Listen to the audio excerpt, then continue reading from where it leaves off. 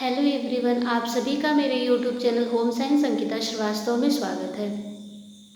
Student, पिछले video में हमने आपको पोषण के विषय में बताया, पोषण की परिभाषा दी, पोषण के प्रकार बताए, फूड आहार क्या है, आहार की परिभाषा दी, आहार के प्रकार बताए। इस वीडियो में हम आपको पोषक तत्व के प्रकार बताएंगे। ठीक है स्टूडेंट, अगर आप चैनल पे नए हैं तो चैनल को सब्सक्राइब कर लीजिए, क्योंकि आपको इस चैनल पे होम साइंस के पांचों ब्रांच के सारे वीडियो मिलेंगे। आप LT, GIC, TGT, PGT, net, graduation या अगर आप न्यूट्रिशन साइंस पढ़ते हैं तो किसी भी तरह के आप स्टूडेंट हैं, आप सभी के लिए बेनिफिशियल होगा। हम होम साइंस में न्यूट्रिशन साइंस पढ़ रहे हैं, जिसमें हम पहले पढ़ रहे हैं पोषक तत्व के प्रकार। हमें प्राप्त कहाँ से होता है पोषक तत्व? तो अभी पिछली वीडियो हमने बताया कि भोजन से प्राप्त होता है, और इसी पौष्टिक तत्व को प्राप्त करने के लिए ही हम भोजन करते हैं। पौष्टिक तत्व कुल 6 प्रकार के होते हैं। पौष्टिक तत्व कितने प्रकार के? 6 प्रकार के होते हैं। कौन कौन सा? कार्बोहाइड्रेट, प्रोटीन, वसा, विटामिन, खनिज लवण और जल। इसके बाद हमने आपको देखे इस चक्र से समझाने का प्रयास किया है कि पौष्टिक तत्व कुल 6 प्रकार के होते हैं। पहला है कार्बोहाइड्रेट, दूसरा है प्रोटीन, तीसरा है वसा, चौथा है विटामिन, पांचवा है खनिज लवण और छठा है जल। ठीक है, अब हम क्या करेंगे कि एक एक को करके पढ़ेंगे। जैसे हम पहले कार्बोहाइड्रेट को पढ़ेंगे, फिर प्रोटीन को, वसा को, विटामिन को, खनिज लवण को और जल। यहाँ मैं आपको बता दूं, कार्बोहाइड्रेट का मुख्य कार्य क्या होता है? हमारे शरीर को ऊर्जा देने का कार्य करता है, जो कि हमें वनस्पतिक स्रोतों से प्राप्त होता है। सेकेंड है हमारा प्रोटीन। प्रोटीन हमारे शरीर में सुरक्षा प्रदान करता है,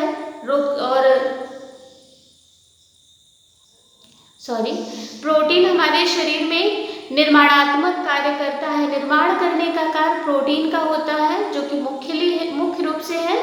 ये हमारे शरीर में टूटी फूटी कोशिकाओं की मरम्मत करता है, नई कोशिकाओं का निर्माण करता है। इसके साथ ही साथ जब हमारे शरीर में कार्बोज और वसा की कमी हो जाती है तो प्रोटीन ऊर्जा देने का भी कार्य करने लगता है। थर्ड है वसा।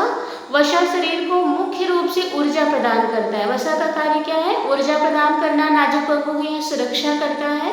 ठीक है, तो और वसा एक ऐसा माध्यम है जिससे कि हमें 1 ग्राम वसा खाने से 9 किलो कैलोरी ऊर्जा मिलती है, जबकि 1 ग्राम कार्बोहाइड्रेट और प्रोटीन खाने से 4.2 किलो कैलोरी ऊर्जा मिलेगी। मतलब वसा जो है एनर्जी का मुख्य स्रोत है। ठीक है, मतलब अधिक मात्रा में हमको वसा से ही मिलता है, लेकिन हमारे थाली में सबसे अधिक क्या होता है? कार्बोहाइड्रेट होता है।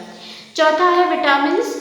विटामिन्स का कार्य होता है शरीर को सुरक्षा प्रदान करना, विविध प्रकार के रोगों से सुरक्षा प्रदान करता है विटामिन्स।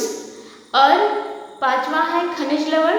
खनिज लवण भी निर्माणात्मक कार्य भी करता है, जैसे कैल्शियम, फास्फोरस मिलकर के दांतों और हड्डियों का निर्माण करते हैं, तो निर्माणात्मक कार्य भी करता है, सुरक्षात्मक कार्य भी करता है। लेकिन ध्यान रखिएगा, खनिज लवण और विटामिन्स ऊर्जा नहीं देते हैं। ठीक, और छठा है हमारा जल। जल हमारे शरीर में सबसे अधिक मात्रा होती है जल की, इसीलिए जल को जीवन भी कहा गया है।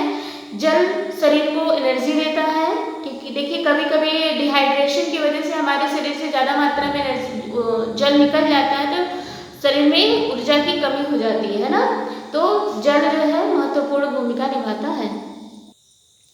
अब हम एक एक को करके पढ़ेंगे। सबसे पहले हम कार्बोहाइड्रेट को पढ़ेंगे।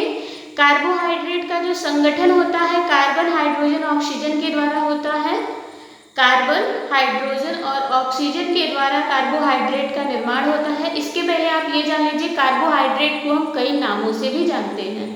कार्बोहाइड्रेट को ही श्वेतसार कहते हैं, कार्बोहाइड्रेट को ही शर्करा कहते हैं, कार्बोहाइड्रेट को ही CHO कहते हैं। Carbon, hydrogen, oxygen. कार्बोहाइड्रेट का सूत्र क्या होता है? C6H12O6 होता है। इसमें सबसे विशेष चीज यह है कि कार्बन, हाइड्रोजन, ऑक्सीजन से कार्बोहाइड्रेट का निर्माण होता है, लेकिन हाइड्रोजन और ऑक्सीजन में वही अनुपात होता है जो कि जल में होता है। जैसे जल का सूत्र क्या होता है? Hydrogen 2 oxygen 1। इसी तरह से कार्बोहाइड्रेट में भी हाइड्रोजन 2 ऑक्सीजन 1 होता है। ठीक, यही अनुपात सेम होता है। इसके बाद हमने कार्बोहाइड्रेट का आपको परिचय लिख दिया है, ध्यान दीजिएगा। यहाँ देखिए कार्बोहाइड्रेट का परिचय है। कार्बोहाइड्रेट हमारे शरीर में मुख्य भाग होता है जो कि हमारे थाली में ज़्यादा मिलता है। देखिए रोटी और चावल ज़्यादा होता है अकॉर्डिंग सब्जी और दाल के, है ना। तो कार्बोहाइड्रेट हमारे भोजन का मुख्य भाग है। एक साधारण व्यक्ति के भोजन में 55% से 65% तक ऊर्जा कार्बोहाइड्रेट से ही मिलती है।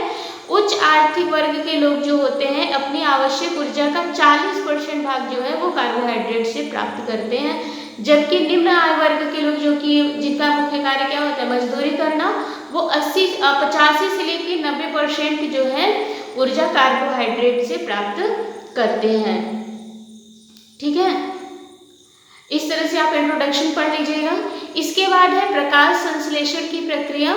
इसके बाद हम प्रकाश संश्लेषण की प्रक्रिया पढ़ेंगे। प्रकाश संश्लेषण की प्रक्रिया क्या होती है और ये कार्बोहाइड्रेट बनता कैसे है। तो देखिए हमने बताया कि प्रकाश संश्लेषण की प्रक्रिया पेड़ पौधों का क्लोरोफिल, कार्बन डाइऑक्साइड, पानी तथा सूर्य की किरणों की आपस की प्रक्रिया से कार्बोहाइड्रेट तथा ऑक्सीजन बनता है। यहाँ हम नीचे आपको देखिए इस समीकरण के माध्यम से समझाने का प्रयास किए हैं।